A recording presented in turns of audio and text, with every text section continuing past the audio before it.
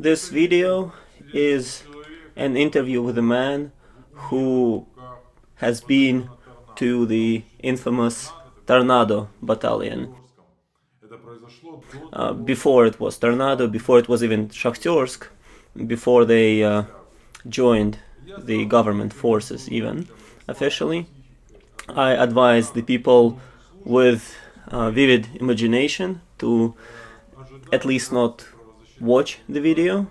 You can listen to it, but there's some graphic stuff. And let's see if the human rights organizations notice it, like they failed to notice everything before. So please tell me about your experience with the Торнадо battalion. At the time, it wasn't even Shakhtersk. They got sworn in June, and they got me before that. I went to Dnipropetrovsk in order to sell my van. I went to Kiev first to sell it, but I wasn't able to sell. So my sister invited me. She said that they rented in a place there, told me that, we have food, come, if anything you want to stay.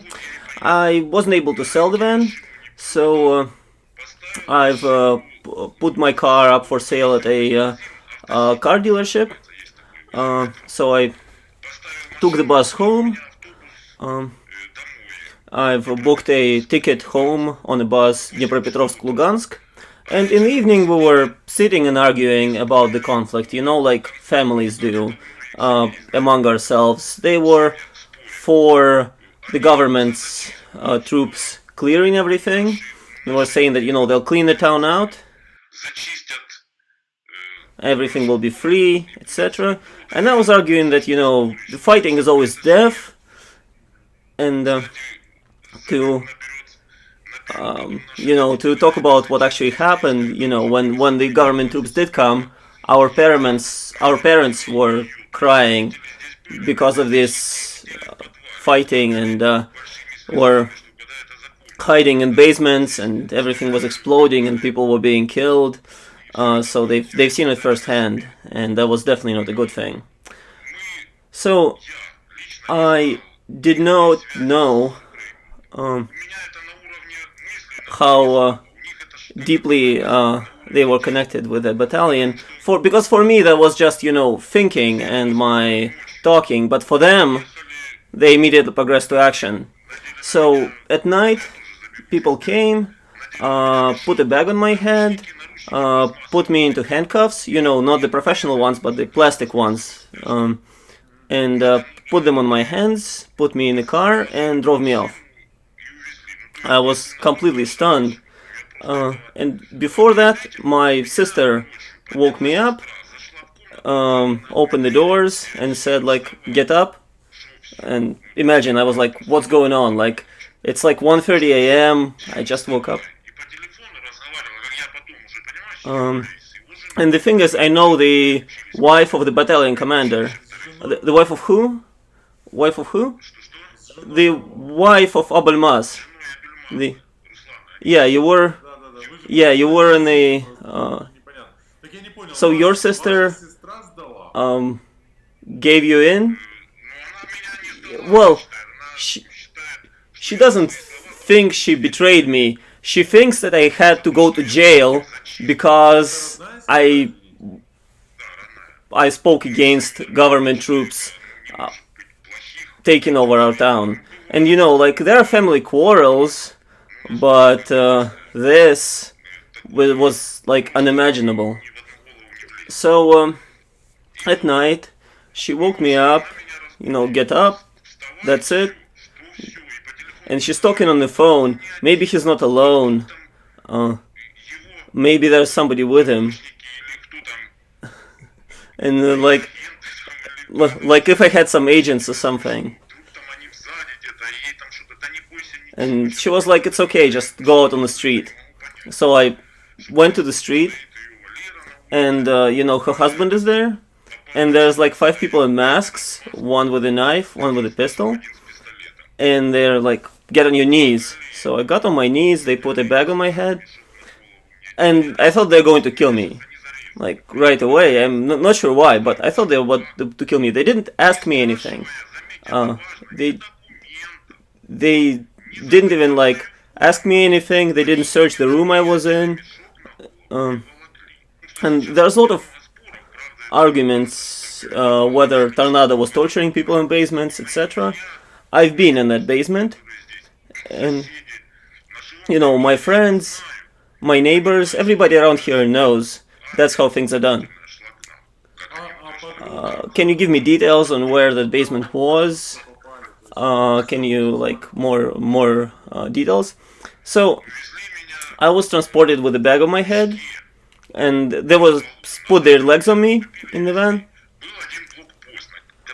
There was a moment where I understand they were somewhat scared because they were stopped at some police checkpoint or something, but they put a knife to my throat and said, you know, shut up or we will kill you. And they were talking to the people who stopped them, and they got through. They were calling somebody, maybe the battalion commander, I'm not sure. They put me in the basement. What can I say about it? When I was kicked out in the forest, and I know there's a river nearby, there's a highway, they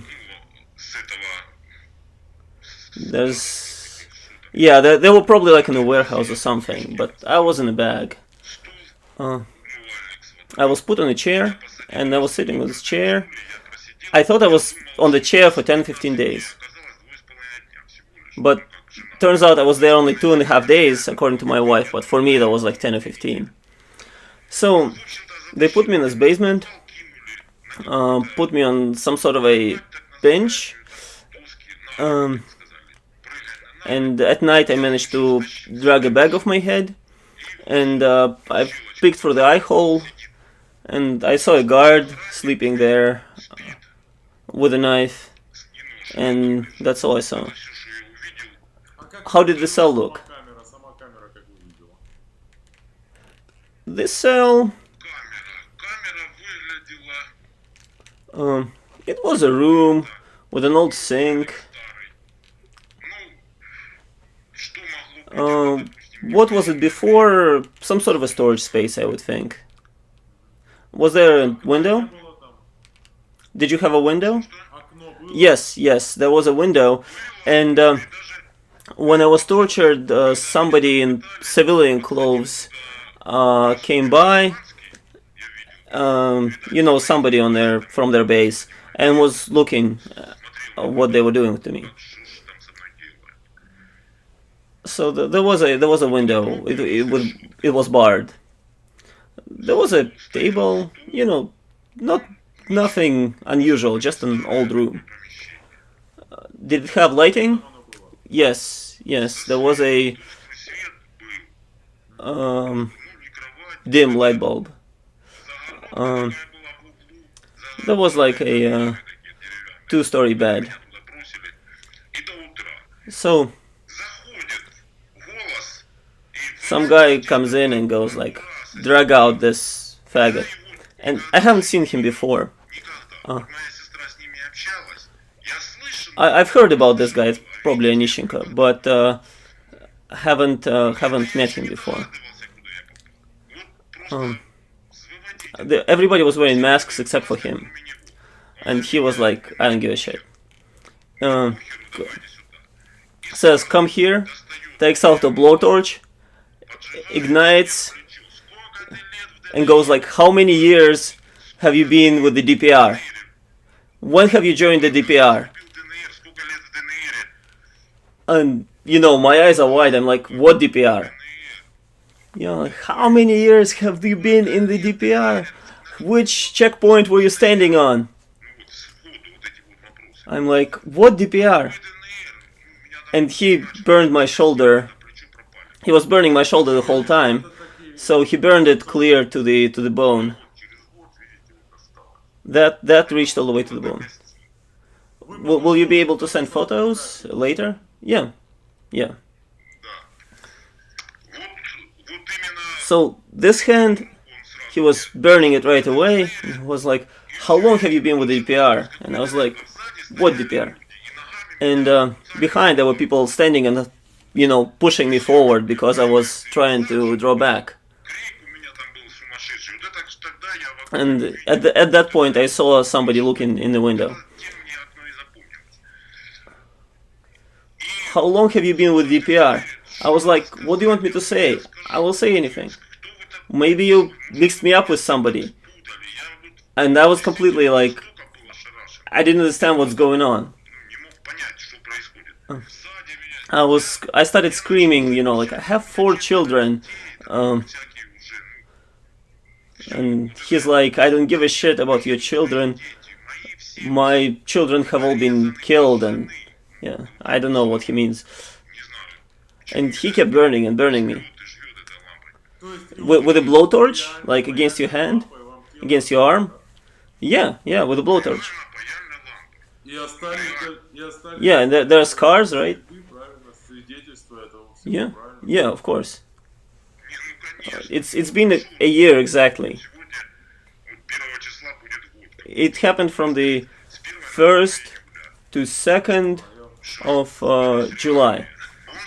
He was burning my stomach, my genitals, but not as strongly, so there were no serious scars.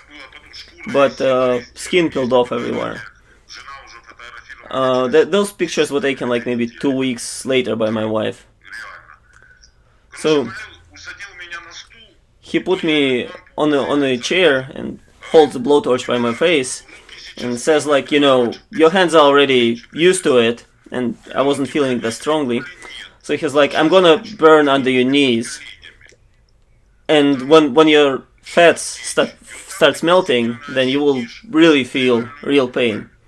That's the kind of man he is. And I was like, "What do you want me to say? I will say anything, whatever you want."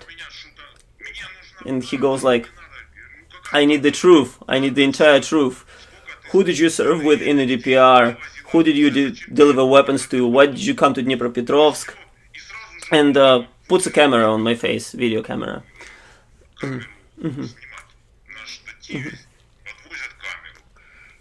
"Say everything.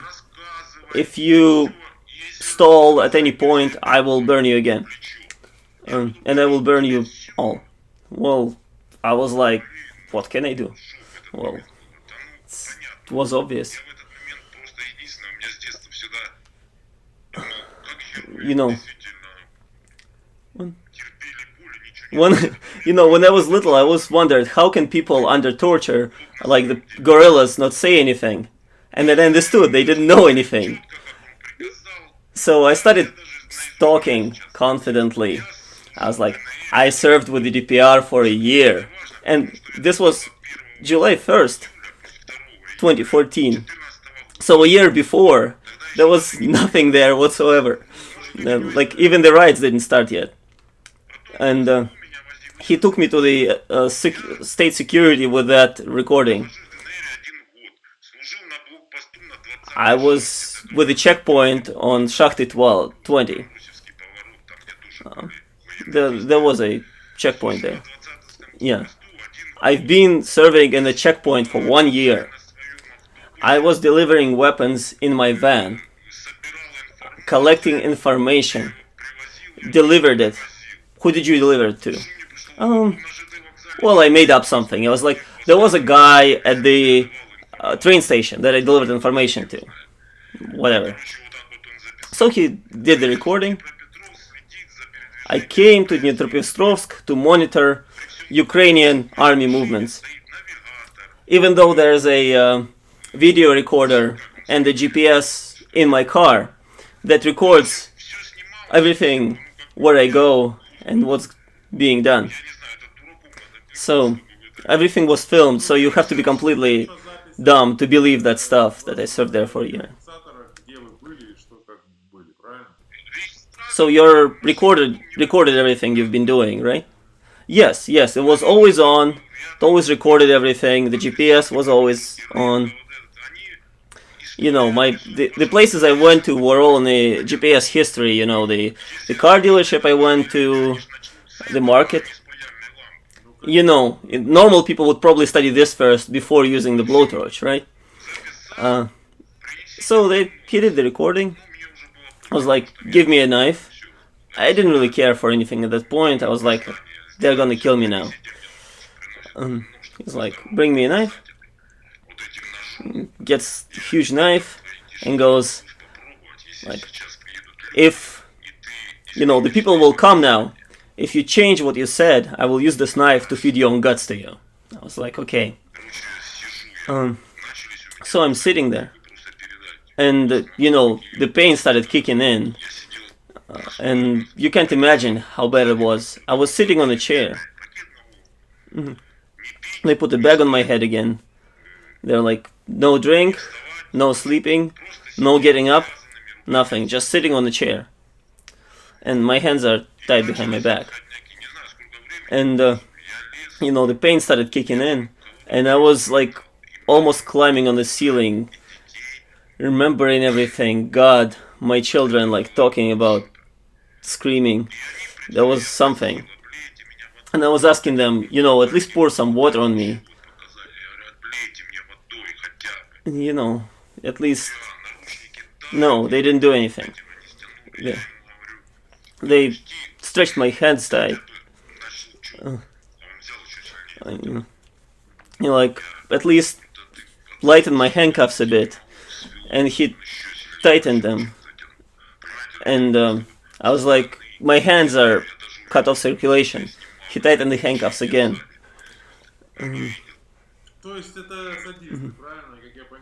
So they are sadists, more or less, as far as I understand. Yeah, they enjoyed watching it. And that lasted...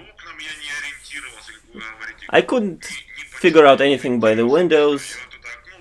I have no idea how long it lasted. I've only seen that guy looking in the window. And so then this bearded guy, the deputy commander, now he shaved his beard off. I don't know his name. Which guy? Cukor? Yeah, that guy. Yeah, that guy Cukor.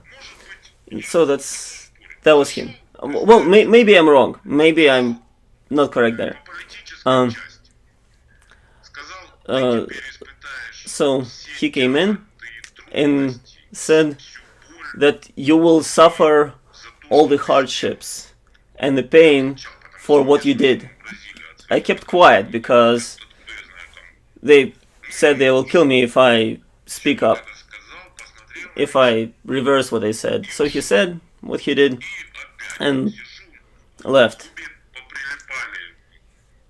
So I'm sitting, my lips were glued together at that point, dried together. Pain was unbearable. I was asking them, you know, shoot me, I can't take the pain anymore. Because, you know, burn won't clear to the bone.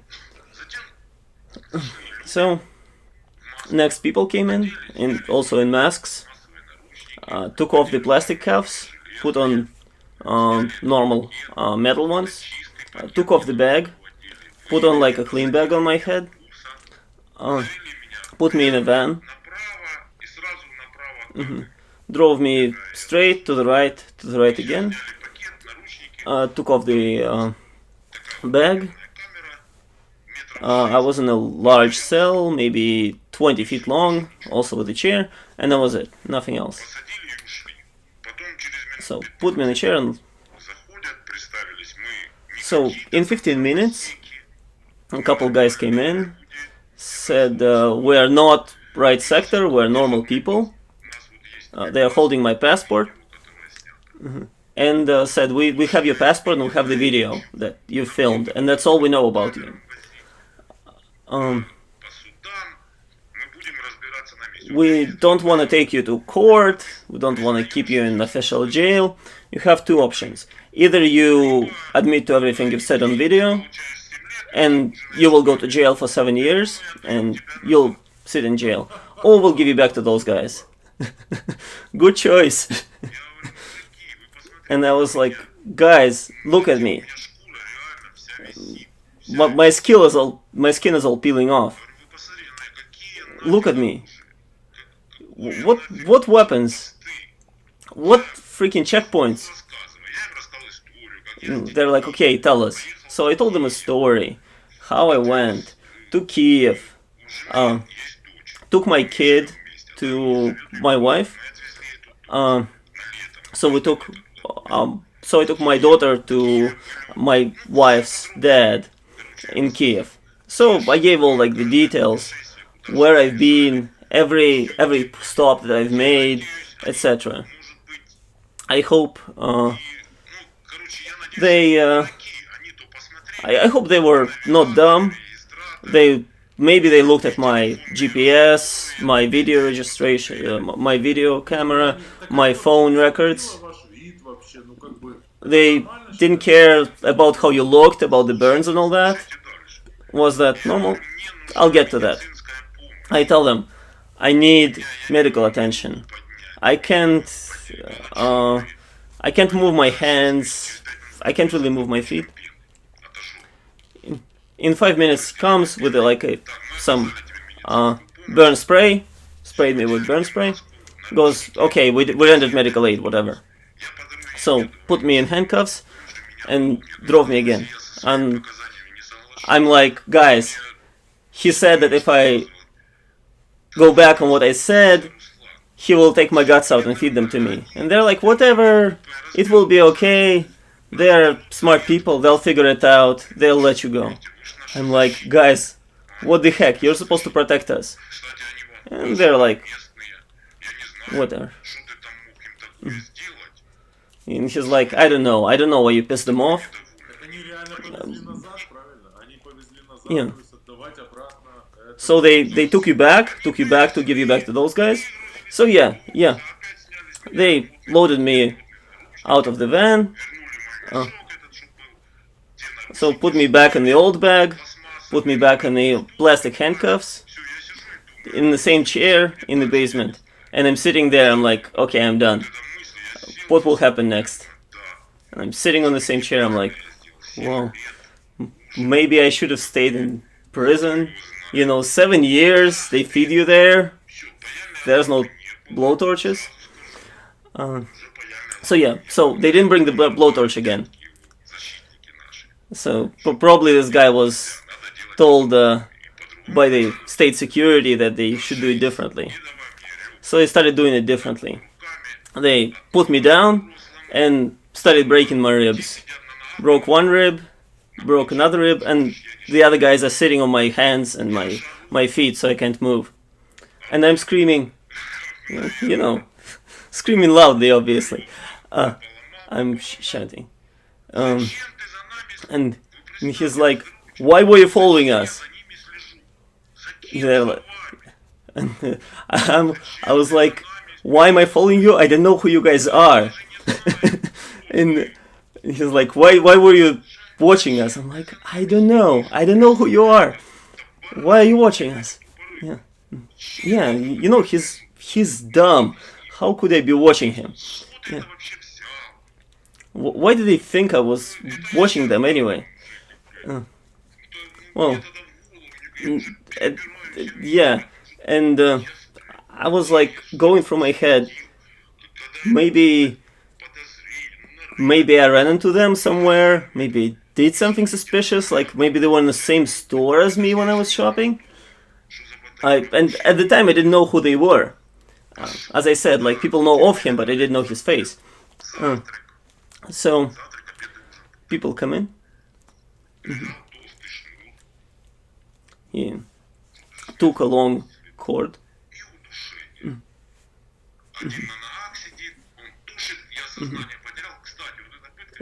So he started choking me, and they were holding me. So I passed out. Beat me on the face, like when I came to. He's like, why were you watching us?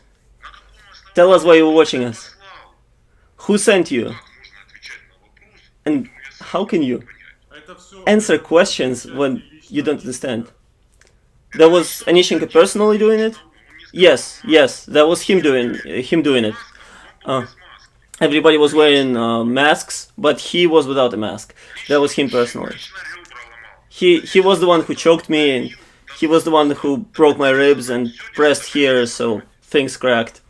So it was him doing it.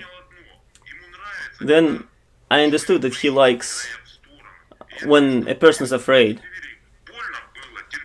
But I stopped being afraid at that point, because and then he lost interest when I was no longer scared, because you know, I remembered how girls are trained that if you're attacked by a maniac, then you have to not be scared, because that's what they want. And when I stopped being scared, everything finished. You know, then soldiers came. One said that he's a senior lieutenant, a scout. So they came in and started questioning me. And they're like, we'll ask you simple questions, and you know, depending on how you answer them, that's not only your life depends on you answering them, but also the life of your children depends on how you answer our questions. Where are the snipers? Where are the militiamen living? Who supplies the weapons? Our checkpoints, yeah. What weapons are at checkpoints? When do we have their shift? And imagine that. Like, guys, why do you... And, you know, that was before the war really started. And Shakhtersk didn't really have a single militiaman with a military weapon. There was very little. There were no Cossacks or anything. Just few local guys, and I needed to tell them where the snipers are. And I was like, are they really that dumb, or are they just pretending? They thought, maybe they thought I'm a special, like, GRU agent or some Russian saboteur.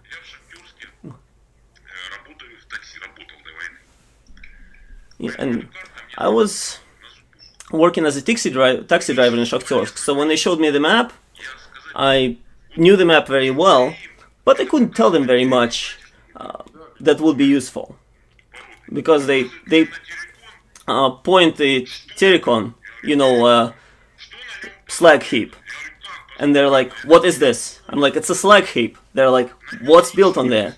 And I was like, it's a slag heap. Nobody builds stuff on trash heaps. So they're not local, right? So they didn't know local geography. Yeah, they're not local, and they didn't know what a slag heap is, which they're all over Donbass. Well, I showed them the checkpoint. Our checkpoint had 2 people with hunting shotguns, and the rest had sticks. And they were checking cars, you know? So they're like, what's over there? And I was like, that's a different city. That's not our city. And you know, those are scouts, and they show me the map, and they think that the next city is also Shakhtersk. That was, you know, a detail, but it was really surprising for scouts. They said that for good information, they will give me food. They said they will give me a good dinner if I. So before that, they didn't feed you at all? No, they didn't. They didn't give me anything to drink, anything to eat. They didn't let me stand up. Just sit with hands behind my back.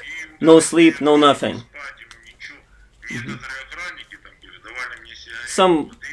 Some guards gave me cigarettes and water, and one guard even gave me a blanket.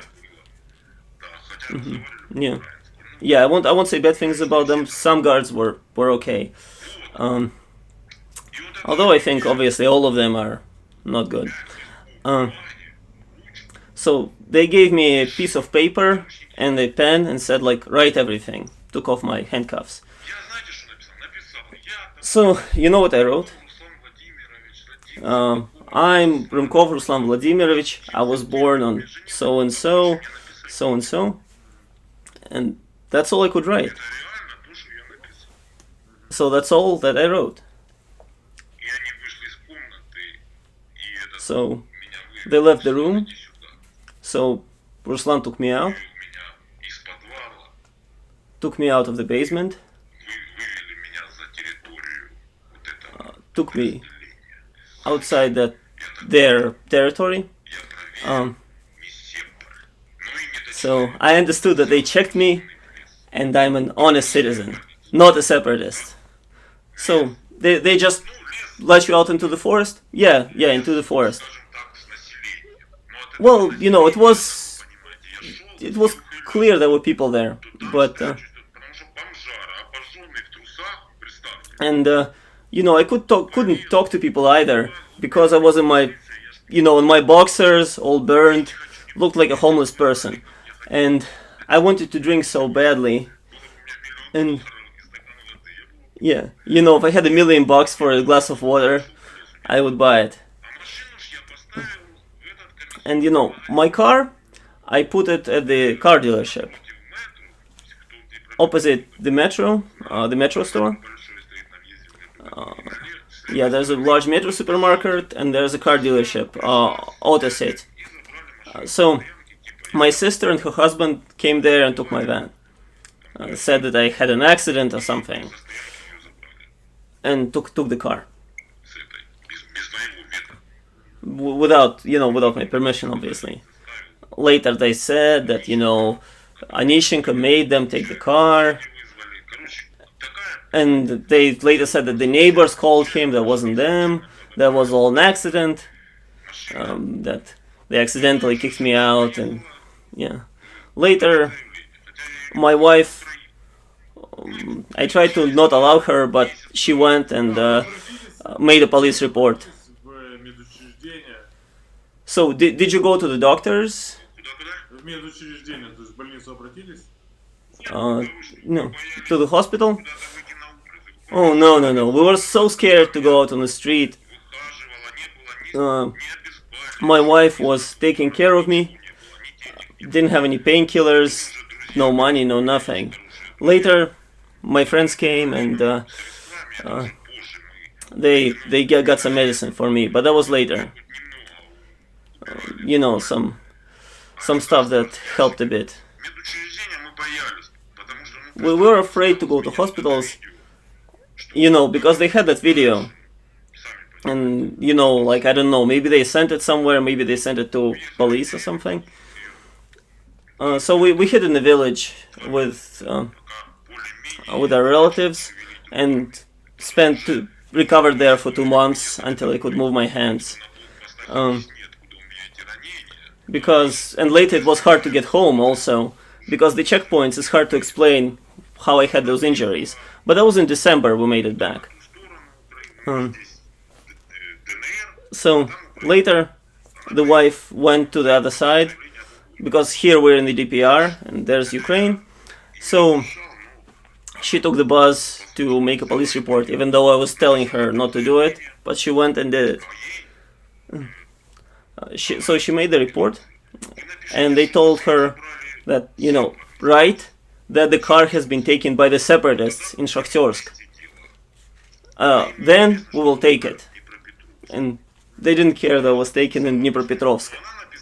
So she wrote that it was taken in Dnipropetrovsk, but we were stopped by people in masks and they took the car, because explaining the entire story was, well, obviously not feasible.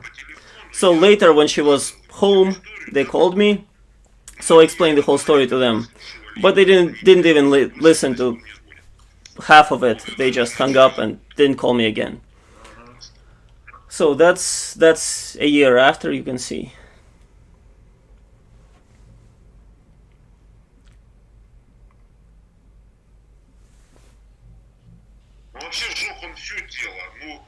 Well, my whole body was mostly burned, but it wasn't so deep here. So over a year it went away, but that stuff was through to the bone. So how's your relationship with your sister after this?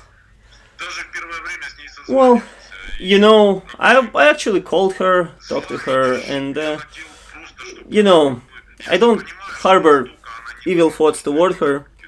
I understand that she didn't think it would be so bad. I'm sure she didn't think it would be so bad. She said that she thought that maybe I'll just be sent to jail and that's it.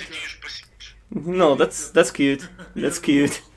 Yeah, I thought that you'll just go to jail for having your opinion. And she's like, that's what she told my wife, that I thought he'll just go to jail. Well, thankfully I didn't go to jail, I was simply tortured. So, do you believe everything that's told about the Торнадо battalion? No? Well, of course. That was just the beginning. I was tortured before they were sworn in, before they became official police on July 9th. And I was there before them. Oh, maybe I was let go because they were becoming official police, I don't know. And you know, they were torturing people even before then, and I think I wasn't the first one. I was far from the first one.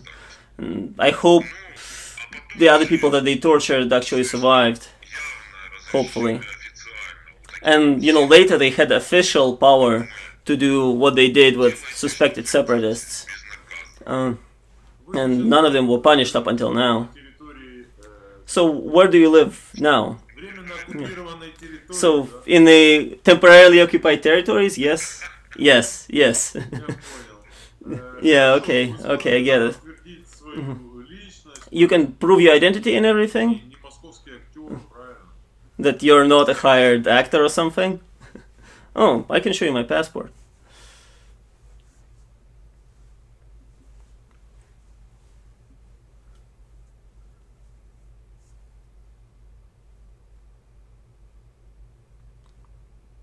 How many people knew? How many people broke down? How many people were put in prison? How many people were killed?